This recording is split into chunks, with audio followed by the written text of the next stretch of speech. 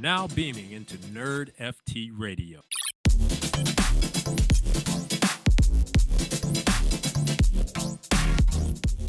This is NerdFT Radio, where nerds full-time explorers of the metaverse, surfers of the blockchain, and not in our mom's basement. I'm your host, RSG, aka the ETH Dumper, and I'm here with Crypto Crier, aka Jack Butcher's #1 fan. But enough about us. We have two very special guests with us here today from the Parallel team. We have not one, but two co-founders, Kalos and Mr. Gone. How are you guys? I'm great. Thanks for having us. Yeah, thanks for having us. Happy to be here. It's going to be fun, man. We got something I've been really excited about. It's just because I'm a big trading card guy. Got into Magic super early. Played a shit ton of that. Did a lot of Hearthstone. Played a lot of Eternal card game. I love those, and I love the feel of them, the strategy up behind them. And I've tried all these other Web3 ones. I haven't been pretty happy with pretty much any of them yet. So you guys have a lot of cards, a lot of interesting stuff, and I'm very excited about the alpha. But if you guys want to give a little breakdown about your game and what do you bring to the table here? Oh, that's a great question. Okay, from a game standpoint, I come from a similar background to what you just mentioned. You play a lot of Hearthstone, a lot of Magic the Gathering. When I was younger, I played games like Netrunner. There's a game called Gridiron, which is like a ridiculous game. Another game that was, I think it was called Jihad and then relabeled something else. It's a vampire game. So yeah, I come from an old school paper card game background. And when I heard of NFTs and the technology, when Kalos kind of first introduced me to it all, it seemed like a perfect fit. I talk about this a lot, but like really my fondest memories of those card games outside of actually playing the games is going to the stores and seeing the the alpha Shivan Drag or Sarah Angel or something in the glass case and being like, oh, I want that. And being able to like shop around like that. And I think that NFTs finally gives you that ability. Yeah, I own this card and either I want to sell it or I don't own it and I really want it. And outside of just, but it's also tradable. It's person to person as opposed 100%. To just like giving a faceless corporation your money or whatever. Not that we're a faceless corporation, but you know what I'm saying? And so the whole thing just is like super exciting to me. And so we decided, okay, let's try and make a game that rests somewhere in between complexity level between Hearthstone and Magic. Yeah. For me, Magic will always be king, but I don't think that it translates very well to a digital game. It's a little bit difficult. Yeah. And it's a little bit of a learning curve. It's not something that's like easily thrown onto somebody. Absolutely. And there's a lot of stopping and starting, I think, when you're playing Magic, just because of the nature of it. And it's very easy when you're in person to be like, hold on, I'm going to do this. But when you're online, you can't explain to somebody Yeah. So I have 21 very plus one counters on this guy. Yeah, exactly. And so we wanted something. I think I love Hearthstone as well. And I love the way they've streamlined the card game for the digital age. It really does feel like there's a lot of things that could only be done digital. And so we wanted to bridge that gap in between, hey, you can only play cards on your turn, and hey, you have to stop the turn every 5 seconds in order to do something. And so that's what we're trying to do here. Very cool. Big fan of that. That was one of the things that I really, again, I play a lot of Hearthstone, but it never got me in because I couldn't trade the cards. It just really crushes it for me because I was always the guy that was always making deals and cutting deals with people to do like a 3-way deal. You get these two, I'll take these two, you'll get these here. So that's one of my favorite aspects of all these things. Maybe someone who doesn't really know about Parallels, what kind of environment, ecosystem are you going in for lore and the backstory? And, I've seen a couple of those cards, but. Yeah, sure. Yeah, their story is really centered around this event called the priming, and humans have to leave Earth as a result of this kind of catastrophic event, and they go to different places. So the Cathari go to Europa, the moon of Jupiter. They're very much like clones. Some people are left behind in this exodus, and they're called the Earthens, and they're forever changed by this radiation. You've got the Marcolians, who stands for Mars colonists. They inhabit Mars. You've got the Shroud, who end up having left before this cataclysmic event, some of our scientists and bright minds, and they kind of get pulled into this black hole. You've got the Augencore, who don't their ship, their home, and kind of float through space, obtaining resources from different places and kind of more like asteroid belt miners. And then you have this universal faction that's really like a conglomerate of a bunch of different people. And so it's really a sci-fi oriented theme story about a number of different groups of people that have been separated from each other for thousands of years. and have now become quite different from one another, but obviously still face very human problems. So it's a story as well. Like, it's not just a trading card game. We have a series of comics that we're working on. We're about to release issue 2 of our comics, and we tell that story, but it also unfolds and is depicted in the card. So that's at a high level kind of, I think you've seen probably a lot of fantasy themed TCGs and For sure. CCGs. And I think it was just something different. We wanted to tell a story, unify it with this narrative line that is the comic that we're working on, as well as this game and the cards, and unify them together. So you'll see the same characters that you have on cards, like Magna and Meredith. You'll see them on the cover of like comic 2, and it gives you some understanding and some story behind what it was like when they made Planetfall on Earth. I like that idea, explaining the lore and stuff like that. You guys gonna also have a single player lore driven part of the game as well? I know Hearthstone does some of that stuff where they have cards like deliberately released that have a story or background that you play through. Is that one of the plans as well, or is that something? So we've got a lot of ideas. One of the things kicking around, a mode that we've designed. I'm not sure when it'll be released, so don't quote me on any of this stuff. But one of the modes we've designed is a single player run through a bit of a deck builder scenario. So if you've ever played Aspire or something like that, Aspire is great. similar to that, but more in the sort of parallel style. So that's one of the things we're looking at, but I'm not exactly sure when that'll be ready. And I hate even mentioning things like that because people hear one thing and then they hold us to it. But yeah, the idea is to eventually get there with something like that. But right now, our main focus is online and PvP style play. We actually have a mode that we're working on. There's a 3v3 mode. Yeah, it's a bit of a team game, which is something that I think has been lacking from card games. And so we're going to try and bring it into the more. That was another thing I used to play with Magic. I used to have like 9 people playing, and you'd have 3v3v type battles and stuff like that. So definitely super interesting on that front. I like that addition as well. Another one thing that you guys have been talking about is not making it specifically only you have to pay to win or buy the cards outright or play to earn type situation. What are some of the options that you have for people who are fresh to NFTs, that don't really know what they're doing, but also are interested in something in your ecosystem? Totally, yeah. When I started this, I was fairly new to NFTs. Kalos educated me in always crypto, but one of the things that we talked about right at the beginning was, okay, if we're going to do this, it's got to be accessible to gamers. And not that there's like a wall between gamers and people who collect NFTs, but certainly it's a Venn diagram. Fence. It's not like a full overlap, right? And so we wanted it to be accessible whether or not you own the cards. And so the big thing that we have been trying to do since the beginning was basically just figure out a way to make this free to play. And what we came up with is apparition cards. So basically, when you start the game, you'll get these, what we've been calling rookie decks that you can play with. A starter deck, essentially, from Magic or... And then you can earn your way to having apparition versions of those cards, which basically means that you can use those cards to craft other decks. And the difference between the NFT cards and the apparition cards is basically just that they're not sellable or tradable. You can't spawn cards with them because we have a spawning system, which I'm sure Kalos will get into. But really, like from a functional standpoint, they're the same. If you want to talk Magic terms, if you have a Sarah Angel apparition versus a Sarah Angel NFT,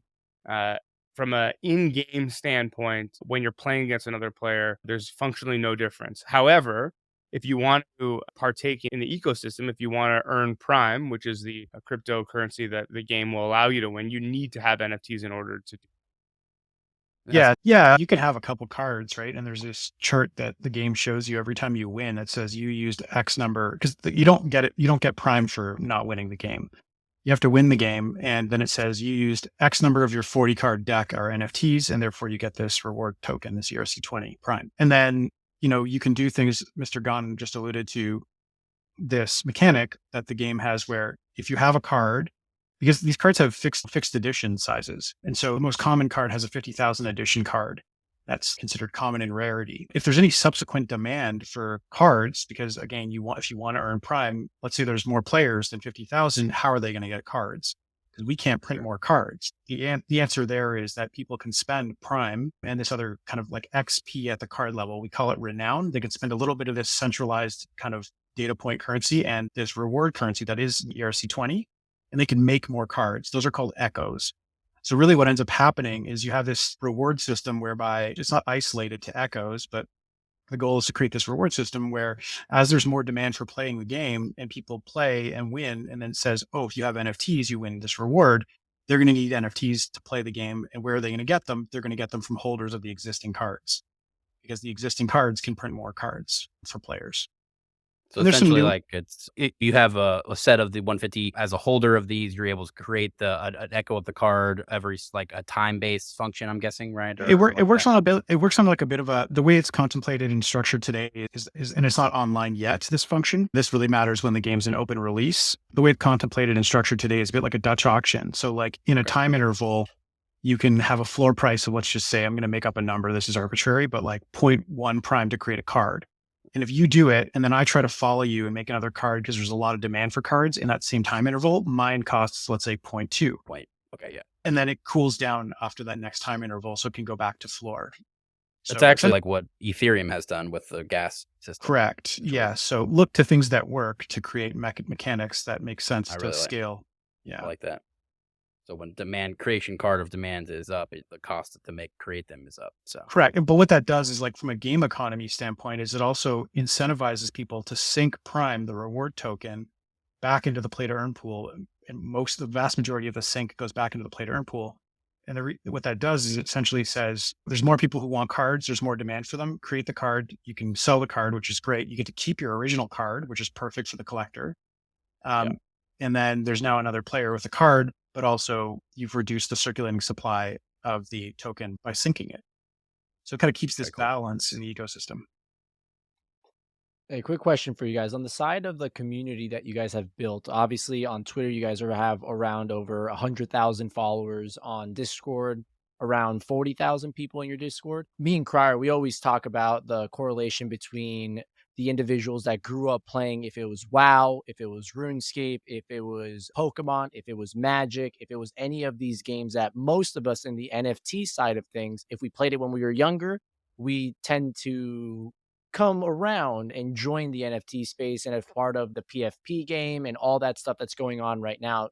What you guys what do you guys see mostly in that community of people? Is it more of the sense of like trading card fanatics, or do you also see like hardcore heavy like PFP profile or PFP NFT people in the community? Is it a mix? Like, how are people finding out about you guys? Is it more on pretty much the question is it more on the side of like NFT game of what it is now, or is it actually like hardcore like trading card game of people in the real world? Well, that's a tough question. I think it's honestly, I think it's just an even, not even, I don't know about even, but it's definitely a split amongst all sorts, right? I think that if you're going to be successful in the NFT space, you have to appeal to a wide group. And especially if you're going to be in the NFT gaming space, like I said, we want to appeal to gamers, but that's not our only appeal. Obviously, if you're going to exist in the Ethereum ecosystem, and I'm sure Kalos can speak to this a little bit better, but if you're going to exist in that ecosystem, you have to appeal to the people that already exist there. Our goal is to use the game to bring people into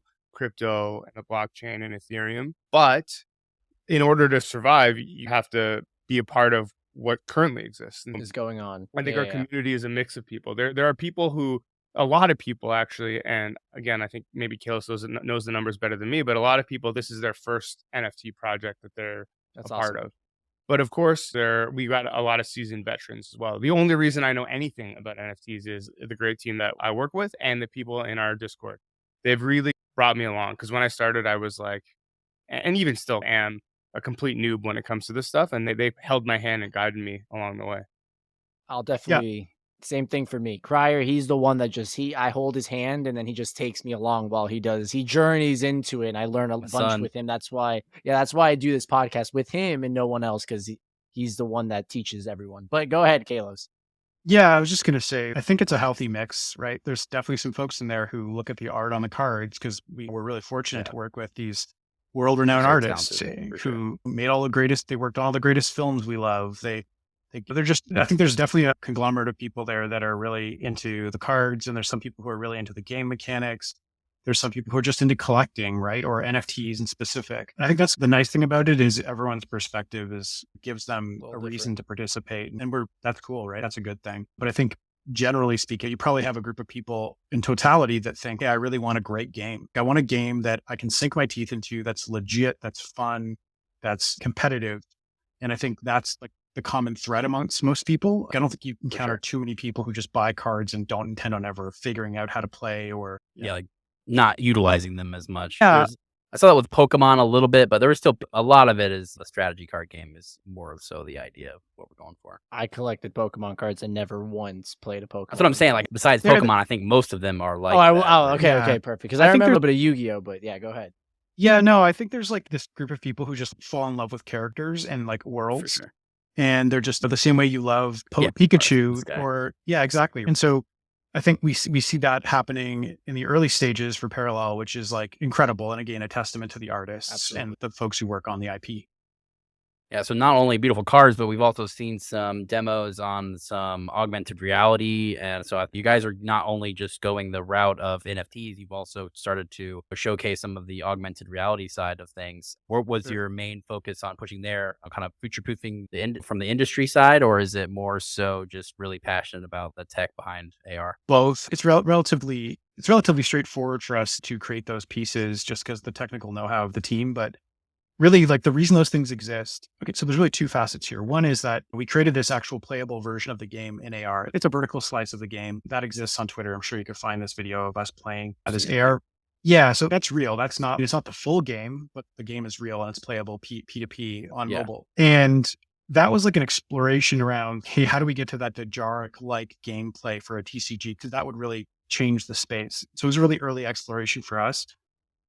And the reason that happened is as we make these cards, although they appear 2D, a lot of the artists work in 3D and then flatten things. And then, so what we do is we take this approach where the vast majority of cards, we actually create 3D elements and refine them from those cards. And that way we're creating this library as we create these cards, we're creating this library of 3D equipment and assets. And that library can be used in the future to power subsequent games should we decide to build them. So now you don't have to go making Lancer tanks and LAR rifles and all these characters in 3D. You have them in 3D. So as we develop cards, we're developing this library, and that library is used to power subsequent games in our minds. Assuming success, we can use that to power more ways to play. And that's really the similar objective to there. how Gon was talking about having the possible Slay the Spire type integration. You already have some of the assets. That's not something to build out. It's a really good approach as well. Yeah, I also think that the game started because a bunch of us got together and decided like, hey, we know tech, and we know games, let's see what we can do here. And it really was just about what's fun and what's interesting to us. And I think that Kalos especially is a futurist, really, and always likes to see what's around the corner. And if he gets a glimpse of something, whether it be AR or crypto or whatever, it's just, okay, how do we integrate this into what we're doing? Because it's exciting for us. It's fun. It's interesting. And I think that really is the driving force behind almost everything, honestly. And it's not like a flash in the pan. Oh, we're doing AI now. It's more of, no, we see the value here and it will sharpen and produce a better quality product in the future. Yeah, instead of going the route of most people around these days there. Yeah, I think like at the time we were projects. Yeah, at the time, I think we were really like locked in on like for like replication of the physical card experience. If I rewind the clock when we started to make some of this AR stuff, we were like, hey, I can show up at Mr. Gon's house and pull out a deck of cards from my pocket and play Magic with him. How do we do that over the internet and make it feel special? And then you see what we all saw with Star Wars and Dejarik when we were kids, and you're like, hey, these holograms are amazing. We have these 3D pieces. What if we made it playable the same way I could pull out my deck, I could pull out my phone, and then I could sit in front of them and play a game on the dining table. And then instead of just them being cards, they were tanks that popped up on the cards. And it went from there. Like, how do we recreate that magical kind of fun thing that people do, but make it flexible so that you can play in a totally different location, or you could have play either way. Exactly. It doesn't constrain you to only one, mechanic of playing. Yeah, I really like that approach.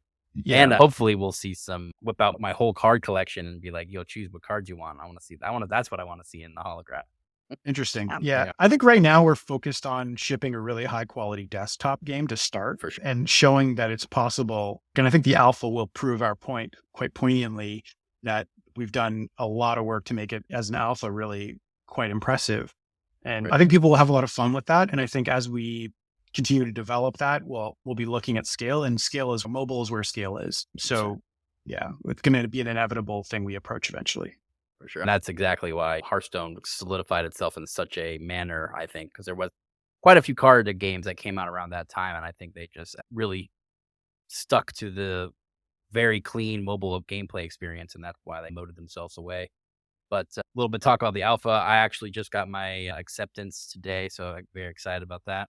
So give a little information on that. It is starting on the 2nd, correct? For the second wave, or is it?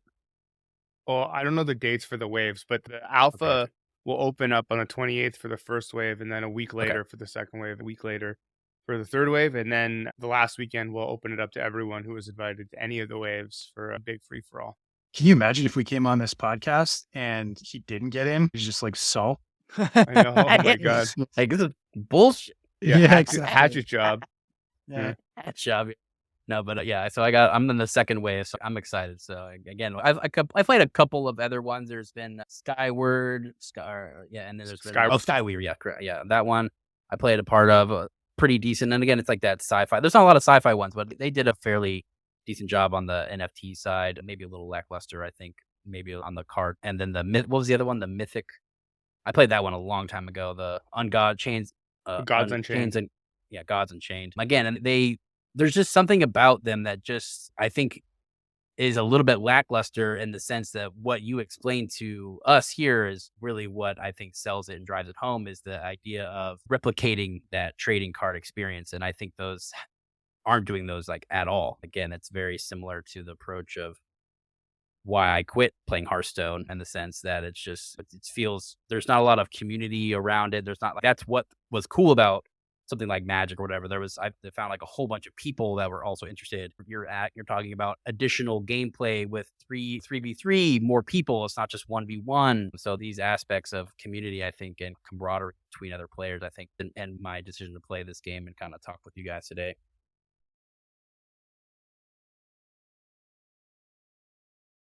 I'm with you. I think that the biggest knock against not those games in particular or whatever, but any games in the crypto space right now seem to be way too crypto centric. And I think that what we're attempting to do is to find the fine line between the two, which is like engage with the game. And if you like the game and you're interested, then engage with the crypto. Whereas I think a lot of these games are sort of crypto up front and crypto We need to make focused. a crypto version of this, but not focus on the gameplay of it. I think it's a testament to our team that we're able to, I think anyway, straddle the line between those things. And it's a fun game for people who want to play it. And then it's, I think, a great onboarding system for people who are interested in crypto. Yeah, I think onboarding by incentive is like a really good model. Like every time you win, you're going to be met with that screen that says you would have won this amount of prime. There's only so many times I think seeing that, and you're eventually going to be like, okay, what are these cards and how do I get them? Yeah. And especially if you enjoy it, right? Exactly. If you're already here and doing it repetitively, you're like, you may as well get the reward. I might as well get the reward here. Yeah. And also, like, I'm enjoying it more. I might as well, why couldn't I get more reward out of these? Because I could buy some of the Founder FE edition that is able to first produce? edition. Yeah, the first edition, special editions, and PLs, which are perfect loops, can all produce more cards. Gotcha. We also think that something that the game team did well in creating Parallel was like ask themselves what could be different about the existing card games and find opportunities to make the game take the next step as a game. Like I think the whole thing that Mr. Gunn has always hammered home is in Magic, you had a mana system. That mana system, you could be flooded or starved. In Hearthstone, you had this linear allocation of power every turn. And in Parallel, perfect curve, Yeah. And in Parallel, you have this decision. And every turn you can bank a card, turn any card into one energy. And there's ways to cheat energy and stuff like this. But like for the most part, now you have this like strategic decision, but it's still linear. So you solved and took that next step as a game. You're not going to get flooded if you don't want to be flooded. Like you have Exactly. an idea of what you're going to be playing, a future kind of strategy wise, not you're automatically flooded because of chance or range. Yeah, and like you have some cards in your deck that are only used to respond to Shroud players or other kind of certain types of playstyles. And when you see the opponent and you're like, oh, this is a Markolian, you're like, and you get this card, you're going to know right away that I'm going to use this card for energy or for power because I'm going to bank it. I'm not facing the opponent that I need it for. And so I think it like makes use and makes strategic decisions and information trades a bit as a game that helps the TCG space take this next step, which is what I also think is looked as a difference. Very good. Yeah, a lot of cool ideas here. Crier, I'm Or over actually, you here got some. because I'm not as deep into It's trading card games as you guys, but the one I'm playing here, now, here, and yeah, again, hit him with it. I grew up on the side of, again, the RuneScape, the Madden, the Call of Duty, and whatnot. But now on this side, I mean, I've found Marvel Snap for me the last 3-4 months. I've been just cruising through this game and having a blast. So the things that you're saying right now, I'm actually like picking up. It's like I'm picking up little words and I'm like, oh, that makes sense. This makes sense. But then I need to figure out a little bit more what's going on the lingo. But again, based on what you guys were saying and how, again, you can look behind me, like you see how big of a fanatic I am of Marvel. And it's not only because of the characters, it's because of the lore, it's because of the video games, it's because of the movie, the show, etc. And when you guys are going into different departments, different ways of doing things, it's not just the game, it's the lore, it's the single player, even it's the actual art, it's everything, the community, it's the crypto side. There's so many avenues that you've taken that you're going to be able to pick up people on the way, and not specifically just in each one. You're going to have every single one. So that's the really cool thing about seeing what you guys are building, what you guys are doing, and which leads into maybe one day my room's full of all the parallel characters. I'm actually just like going through all these Yeah, cards, they're and I really got to cool. ask you guys really quickly, like Mr. Gon or Kalos, what's your favorite card? Because I Favorite see card here. so many. I got to know which one is the one that you guys like. Really quickly, just to go back to what you were just saying, is I think we all grew up the same way. Like, you can't really see it, but behind this chair here, like there's a bunch of shelves and racks of comics and stuff like that. There's a little Gundam over here. But we grew up obsessing about these characters. So Oh, Kalos yeah. and I, we bonded over Marvel. What do they call? What are the Marvel cards called, Kalos? Marvel masterpieces. I have Yeah. every Marvel masterpiece from 1988 through to 1996. And the reason why our masterpieces are called masterpieces, it was styled after those Marvel cards. It's like we are building a card game, but we want to build a whole universe we used to growing up. But for me, the big card, my favorite card right now is Hijack, because there's a perfect loop version of it, and it tells a great story. Yeah, I'm in my probably opinion. I'm an Earthen Maxi personally. I'm big on Tane. I think Tane just looks really cool. But I think everyone has like a favorite card. I think there's almost like there's two questions. What's your favorite card that's a character? And who's your favorite character? And what's your favorite card mechanically? And I think everyone would give you different answers. Yeah, there's just too many to pick from, but I just personally really relate to the Earthen cards. Very cool. And I do that approach too. Again, like all these cards are already created. There, you can already see what they will do in terms of like their active ability and stuff like that. What are some of the things that you're going to be planning on for changes to cards, anything like that? Are these going to be something that are permanent, or is it something that where you're going to like game balances like that going forward? Yeah, so one of the big things as well when we first started, because we were talking about, obviously these cards are minted on the blockchain, and once it's there, but one of the things that was like big in my mind was, okay, every game in the world needs some kind of Has balance to. changing, and so while the cards themselves are minted on the blockchain, the stats are actually dictated by the game. So we have the ability to balance change as needed. We've talked about this before. Obviously, I'm in the camp of if something is out of whack, let's try and buff instead of nerf, because that always feels better. At the end of the day, I think that like Power changes, creep. yeah, of course, changes are going to have to be made, and it's just our sort of goal to communicate that to our users long before the changes are enacted, so that people can act accordingly, like any other digital or paper card game. Another thing that I want to mention, though, and it's something that we've bandied about, and I don't even know if I'm allowed to talk about it really, but whatever, is that because the cards are minted on the blockchain, right, and you own the cards once you buy them, potentially have the ability to do something with them outside of the parallel game proper. And some of the best sort of game modes that have ever existed, as far as I'm concerned, have come from people modding games. So if you think of Dota and all that stuff, where like Warcraft 3 mods, Tower Defense was a Warcraft 3 mod, Counter-Strike was a mod to Half-Life when it first started, and so was Team Fortress was a mod to Quake, I believe. All the best things come from modding. You know, whether or not people want me to say it, I think that because these cards exist on the blockchain, like I think people should go nuts with them. Take them, do wild things with them. And it's actually for the better that some of the things aren't minted with the cards, so that you can use them in your own ways and make up new game modes and stuff. Yeah, making new games. I really like that idea too. That's another one that I don't know if you heard this one, but it's called the DeFi Kingdoms, but it's a card game that's coming out. It's from on Avalanche or whatever, but they have the same exact approach. They already have like multiple people already create, again, they created all the assets for everybody. All the cards exist, but there's multiple people creating full game modes. The cards already. There's a person who has like a whole Discord built their own like you can play with each other through the Discord and like text-based game modes. There's a person who built like a full pixel PvP with the game with the cards already too. So like very interesting ideas. And again, it kind of also solidifies you as a game creator too a little bit, because there's people using your game to showcase their skills, stuff like that. And I think that kind of makes a moat between you again, like the people actually not using you just for your cards, but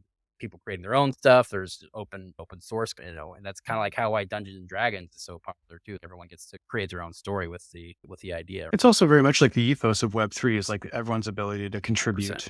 Right. I think, yeah. And on top of that, like when it comes to like buffing and nerfing, right, we also have expansion sets that we're working on as the game starts to roll out. The art team's already like the set that you're seeing on Parallel.life is the base set of cards. And I think somewhere between like quarterly or semi-annually, we plan on releasing expansions. And we've already started the work on the first expansion set called Planetfall. Very cool. So pretty much let's talk about just like card set sizes and stuff like that. I would say like the large sets in Magic are around 300 or something like that. What are you rocking with the current like set sizes? Any idea going forward? It's going to be small sets, large sets, a mix. So currently we have just under 300 cards in our base set. And then going forward, it'll be smaller sets augmenting the game. Our goal is I think eventually every card game hits a point where you have to like cycle cards in and out. But our goal right now is to keep the game as expansive as possible. So rather than immediately deciding, okay, we're gonna do the like base set 3 expansions and then cycle a new season or whatever, a new sort of competitive arc. I don't know what you want to call it, but for now we're just gonna try and pack in as many of those expansions as we can. Yeah. Very cool. Probably somewhere in the 150 to 200, somewhere in there. Awesome. Man, again, I've always seen all of your cards, always loved all the pictures, everything. The quality of the cards, craftsmanship looks always awesome. Seeing the videos they are, but it's such a expansive system that I hadn't seen anything with actual gameplay until more recently. And that's when I actually really got interested in it. But what's your kind of starting point for someone who has no idea? What do you recommend? How to get in? Look, RSG has no idea. I'm literally about it. I got to get a pen. Hold up. I got to get a pen. What do we do as a user? To get into these style of games? No, in general, just like specifically getting into your ecosystem. What do you recommend in researching, like how to start for you as a player, if someone interested, like listening to this podcast? Like we have a starter guide. We have a starter guide on the website. Okay, perfect. You can you hit that up, go look at the cards on Parallel.life and read their card functions, understand what they do, maybe start theory crafting. You can create a deck on Parallel's site. When you go to the game client and sign in, if you're in closed alpha, your deck will automatically show up if you created it on website. So I think have some fun with it, right? Get in the Discord, meet some of the people, ask them how they think about the cards and what they like about it. The team's always hanging out in Discord. So I think that's maybe my high level recommendation. Gon, what do you think?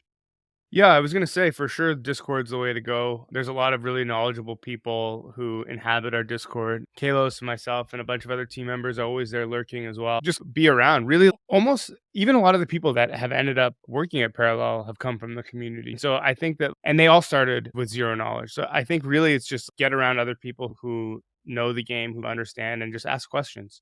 It's anything else, like how do you learn a new skill? Either you watch a YouTube video or you ask somebody who knows, and there's a bevy of people just waiting to answer your questions. And of course, you can always contact us. We're on Twitter at ParallelTCG and at ParallelTCGPod, and we are human beings who answer our appropriate messages. So for sure, feel free to ask. Yeah, you didn't answer my nudes, but everything else was answered. So it's good. Yeah, and I think maybe RSG, you said earlier, you're playing Marvel Snap, like you're getting a sense of things. Like I think these are all like gateway games, right? Into for sure.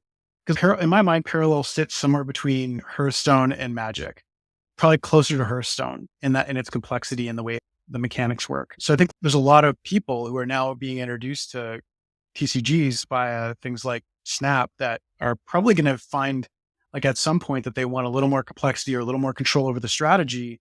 And we are sitting right there waiting for that to happen. One next step up, because I like Marvel Snap. I think they did a great job on the mechanics side. It's a little bit unique system for sure, but it does lack just a little bit of the complexity that I really enjoy with a lot of card games. But overall, I have been having fun. So again, it's that next little push into getting a little less repetitive and a little bit more here for theory crafting and building a little bit. Yeah, I think what they did is genius. It depends on the type of gamer you are, and I love the shortness of the game. Really, yeah, That's it's it. perfect. So Super- that's one of the super things that fun. a lot of people forget when they're thinking about games. Like obviously, game designers go over this all the time, but it's how people experience games and especially where they experience games. So a game like Marvel Snap, being a mobile game, you can play it on the bus, you can whatever, play it in the bathroom, you could do whatever. And usually those experiences, you don't want them to be like 30, 40-minute excursions, right? And you want quick, snappy gameplay. You want to be able to like challenge a bunch of people at once and then walk away from it. Whereas some of these other games that we're talking about that have richer strategies like Parallel, the games are still not that long, but probably the experience that you want to get out of it is going to be a little bit different, right? That you want to spend time building decks, you want to spend time trying combinations, you want to spend time exploring the game a little bit more. But that's why we built a PC game, right? Because the idea here is like those types of games people are more apt to interact with when they're sitting down in front of their computer and taking Focusing the time on it. Yeah. Very cool. I did want to say that they buffed my boy Sandman just recently, and he's just a dog right now. I just wanted to say that. And I did want to ask, because we talked a little bit about Marvel, and you can't leave this podcast without answering this question. I need to know your favorite Marvel character, because I just need to know. Both of you. Ooh. Do you have an answer, Kalos? I do, but it's like such an unconventional answer that you want to go RSC first. will appreciate it. No, I want your appreciate it. unconventional answer. Okay, Yes, so for please. me, the thing for whatever reasons is stuck in my head since childhood is, this sounds so stupid because he dies in episode like 2 of X-Men, is Morph. I don't know if you guys remember I Morph. love- So Yep. Morph like dies. He's Wolverine's best friend. He dies in, I think, episode 2 of X-Men on the cartoon in like the 90s. Yep. And I was like a huge Morph fan. But what I loved about X-Men in particular was that it explored like such adult themes for a Correct. cartoon. If you think back on it, it was like really adult themed, but it was a cartoon. And It was unbelievable. it was the best. And I we're, by the way, we're getting a new season by the end of heard. this year. So I heard. we'll see yeah. how that Yeah. goes. Amazing. Yeah. So I'd say for whatever reason, Morph always resonated That's with awesome. me as a character. There's so many to pick from, but yeah, I'd say probably the one that stands out to me is Morph. That's funny. I'm just going to go with the first one that popped in my head because that's probably where my heart's at anyway, which is a Nightcrawler. We're going the X-Men side of things. Okay. Okay. Yeah. I like I can go, prepare- if you fin it down, we can get specific about a sub franchise here, but Yeah. I am a huge X-Men fan for sure. I don't know if you've read any of the newer like House of X or Power of X, or what is the other one? Anyway, the Hickman story arcs that have come up where they've kind of redone the entire timeline and now times have they done that though? They No, keep so- redoing it. They're Oh, like, they start keep it doing over, it. start it over. But start it what's over. interesting about this one now is mutants have come out into the world and been like, yeah, we're powerful, don't fuck with us. They create their own nation and are now like part of the UN and all this stuff. It's such a crazy different departure from what we were kind of They're all on the experiencing. when we run, were or kids. Wasn't they're all like kind of. Wasn't that Magneto's vision though? Wasn't his vision the always to Savage create Land. it? What was it? Yeah, he the wanted his Savage own thing. It was a Lands. Savage Well, Land. Yeah, and- so his whole thing was though he wanted to wipe out the humans. This is like they found a middle ground there. But yeah, I don't know. What's your favorite Marvel character?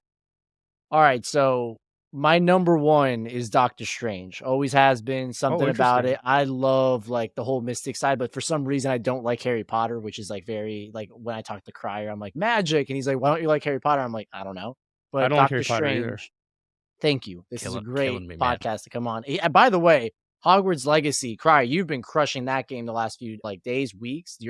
Everyone has told me it's They did a really good unbelievable. job. So we got to talk about that. But the two that I always have floating around, I absolutely love Yondu. I don't know what's Yeah, about Yondu's a good Yondu. character. He's literally right here, and I got a bunch all over. And the third one is Nova. I love Nova. Okay. Okay, Love interesting. Nova, and unfortunately, Nova was pushed back. They were supposed to have like Werewolf. They have an hour little special on Disney Plus. They were Yeah, it going to was do that good. for Nova by the end of 2024ish, and they unfortunately just pushed it a little bit back. So we might not see my boy yet, but we'll see. On the Yondu front, I actually went hunting for there's a scene in his ship where he has a glass frog on his Yep. dashboard. Yeah. I went Yeah. hunting for the pieces he had on his dashboard at one time. Yeah. That's awesome. Yeah. And how about you, Crier? Ooh, Ooh, wait, I don't know this one. I'm a tough. That's a tough. I'm not a huge Marvel guy just in general, Give me but something, obviously I'm Crier. probably say Wolverine. I'm a big Wolverine guy. Yeah, Wolverine's he's like universally awesome. We're Wolverine's getting amazing. we're getting. I a used to also game really soon. Archangel, but Archangel was always Archangel. a weaker character in some of the movies. Angel, Archangel, pretty good. Silver Surfer is probably my second, I would say. Silver Surfer's great. Really? That feels like a weak pick in my mind, Silver Surfer. He's got the power cosmic, man. Yeah. Yeah, He's I don't funny. know. No, he's awesome. But yeah, man, hey, listen, we could probably talk. I know I could. And I don't know, maybe Crier, you'll just We're switching listen. over to where now I'm just gonna start listening, and RSG's gonna go. That's how we flip back and forth. No, there. but those are definitely, it's awesome. I can talk about it all day long. But again, guys, thank you so much for stopping by. You guys are more than welcome to come by whenever. If you have anything dropping on your side, or if you just want to nerd out, because we always have episodes where we're nerding out, talking video games, talking other crypto games as well, and just overall blockchain and bridging that gap between pop culture and the NFT space. But again, thank you guys so much for stopping by. Crier, I do have to nerd out one for 30 more seconds because you did your homework and you went and saw Ant-Man. I did. Scale of 1 to 10. Tell me what you think. I'm gonna say 8. That's so generous. Oh my god. Generous.